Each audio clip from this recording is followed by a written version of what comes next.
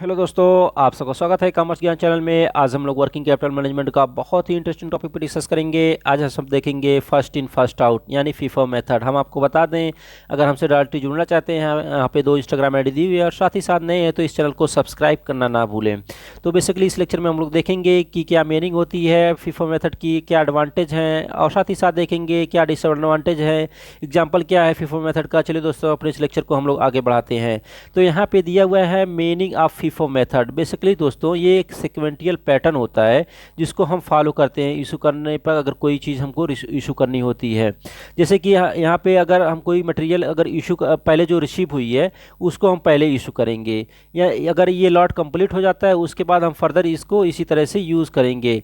यानी कि जो चीज़ें हमको पहले रिसीव हुई हैं उसको हम पहले इशू करेंगे। यानी कि जो चीज़ें हमारे घर में, जैसे कि हमारे यहाँ दूध अगर आता है तो अगर उस दूध को हम पहले, जो हमारा दूध आया है उसको हम ख़त्म कर लेंगे, उसके बाद सेकंड बार जो हमारा दूध आया है उसको हम ख़त्म करेंगे। यानी कि ये जो पहले आएगा वो उसको पहले ख़त्म करेंगे। तो ये पैटर्न फॉलो किया जाता है फीफो मेथड में, यानी कि फर्स्ट इन फर्स्ट आउट, यानी कि जो पहले आया वो पहले जाएगा। इसके की पॉइंट यहाँ पे दिए हुए हैं। तो यहाँ पे अगर प्राइस राइज होता है तो फिर क्या होगा, तो यहाँ पे क्या होगा, जो क्लोजिंग स्टॉक है उसकी वैल्यू भी इंक्रीज हो जाएगी और उसके बाद जो प्रॉफिट है वो भी इंक्रीज होगा, टैक्स लायबिलिटीज़ है वो भी इंक्रीज हो जाएंगी। ठीक है। सेकंड पॉइंट ये है कि अगर जो प्राइस है वो फॉल होगा तो क्या होगा, यानी कि डिक्रीज होगी तो क्या होगा, तो जो क्लोजिंग स्टॉक की जो वैल्यू है वो भी डिक्रीज होगी, उसके बाद जो प्रॉफिट है वो भी डिक्रीज हो जाएगा, जो टैक्स लायबिलिटीज़ हैं वो भी डिक्रीज हो जाएंगी। तो इसके ये की पॉइंट होते हैं फीफो मेथड के। ठीक है। आगे हम लोग देखते हैं क्या एडवांटेज हैं फीफो मेथड के। तो बहुत सारे एडवांटेज दिए हुए हैं, हम एक एक करके देखेंगे। तो यहाँ पे फर्स्ट पॉइंट ये दिया हुआ है कि it is very simple and easily understandable, यानी कि ये इसको हम बहुत ही ईजी होता है और बहुत ईजिली हम समझ जाते हैं कि क्या कहना चाहता है ये मेथड। ठीक है। सेकंड पॉइंट ये है कि material are issue on the basis of purchase, यानी कि जब हम कोई मटेरियल इशू करते हैं, जब हम कोई परचेज किए होते हैं तब। ठीक है।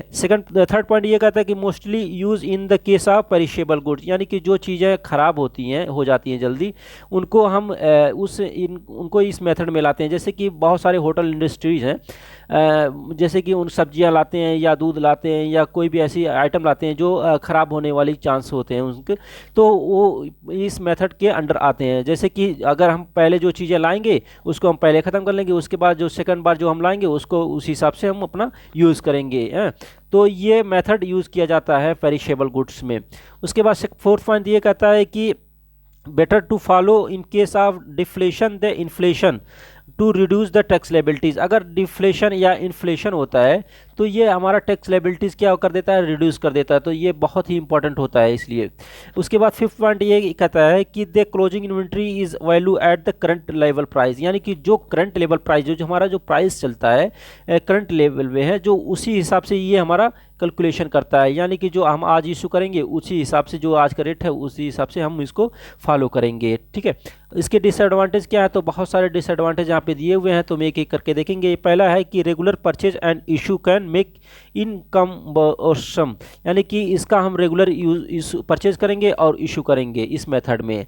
यानी कि ये नहीं कि आज हमने परचेज कर लिया तो इसको 6 महीने तक हम इसको रखे रहेंगे, तो ये मेथड बेसिकली इस तरीके का फॉलो नहीं करता है। उसके बाद सेकंड पॉइंट ये कहता है कि it follow during inflation situation the value of closing stock will be higher. जब इन्फ्लेशन होगा, कोई चीज़ की कीमत बढ़ जाएगी तो क्या होगा कि क्लोजिंग स्टॉक की जो वैल्यू होगी वो हायर हो जाएगी। ठीक है।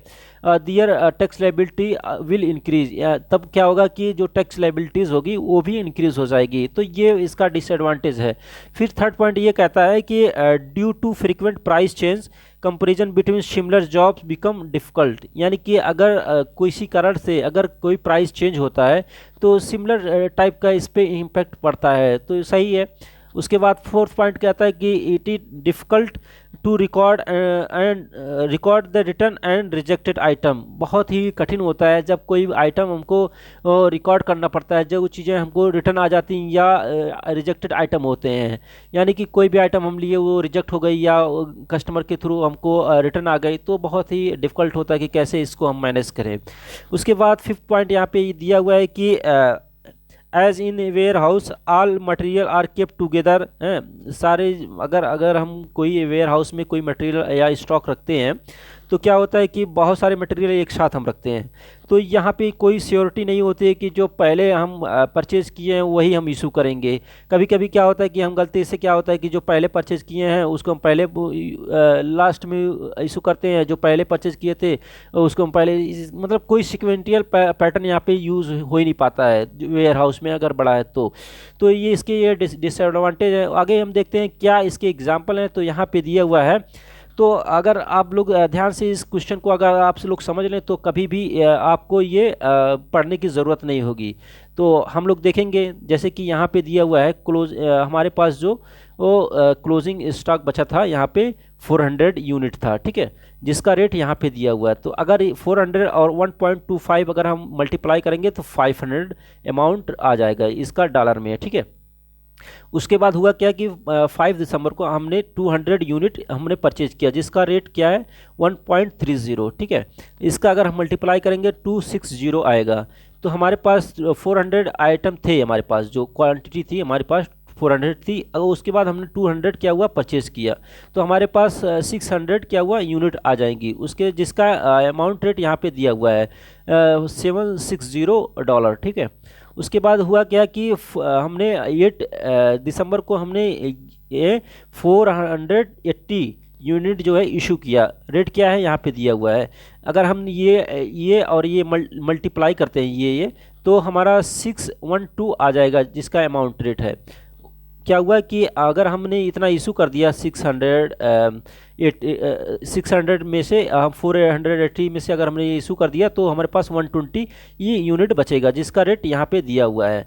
फिर क्या हुआ कि 440 यूनिट फिर हमने इशू कर दिया, जिसका अमाउंट रेट यहाँ पे दिया हुआ है।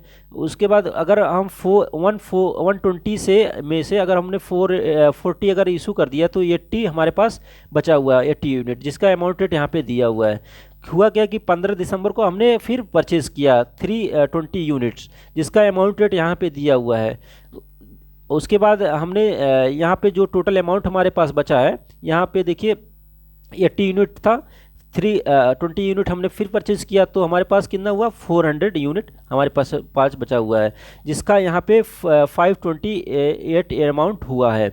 फिर हमने 18 दिसंबर को क्या हुआ कि हमने 40 यूनिट इशू कर दिया। उसके बाद हमने फिर 200 यूनिट इशू कर दिया, तो हमारे पास टोटल जो यूनिट क्वांटिटी है इतना बचा हुआ है, जिसका अमाउंट रेट यहाँ पे दिया हुआ है। उसके बाद हमने फिर परचेज़ किया है यहाँ पे 400 यूनिट, जिसका अमाउंट रेट यहाँ पे 140 है, जिसका अमाउंट यहाँ पे दिया हुआ है। टोटल अगर इसका मल्टीप्लाई करेंगे तो इतना आएगा, ठीक है। हमारे पास यहाँ पे 160 था, 400 हमने परचेज़ किया तो 560 हमारे पास हुआ, जिसका अमाउंट रेट यहाँ पे दिया हुआ है। फिर हमने क्या हुआ इशू कर दिया, यानी कि सेल कर दिया, तो यहाँ पे 160 यूनिट 40 यूनिट 240 यूनिट हमने क्या हुआ कि इशू कर दिया। तो हमारे पास जो क्वांटिटी बची हुई है 120 क्वांटिटी बची हुई है, और कितना अमाउंट का बचा हुआ 150 अमाउंट डॉलर का बचा हुआ है। तो ये हुआ हमारे पास ये मेथड बताता है कि हमने लास्ट में जो है हमारे पास इतना बचा हुआ है। उसके बाद अगर हमको आगे प्रोसीड करना है तो इसी हिसाब से पहले हम इसको सेल कर लेंगे, उसके बाद जो हम फिर परचेज करेंगे उसी सिक्वेंटियल में हम उसको इशू करेंगे, ठीक है। Thank you everyone watching my videos. आप लोग लाइक सब्सक्राइब करना ना भूलें।